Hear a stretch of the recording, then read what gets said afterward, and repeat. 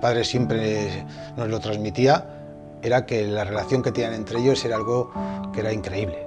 Ellos eran más que un equipo de fútbol, ellos se consideraban familia, se querían como hermanos y siempre hablaban de ellos, de entre ellos, como si fuesen parte de una familia.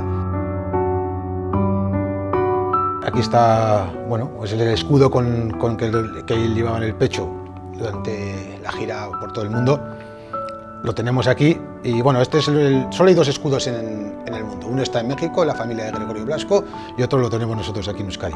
Entonces, para nosotros, imaginaros qué sentimiento nos genera el saber que mi padre llevó por todo el mundo este escudo, y más orgulloso que nadie.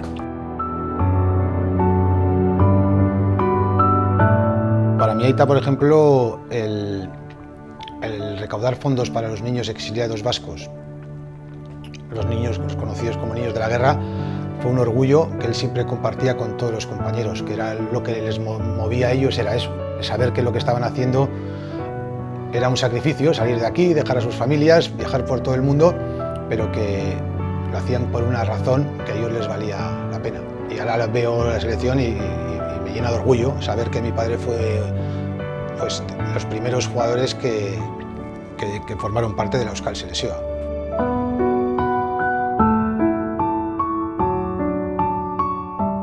Batzen gaituelako.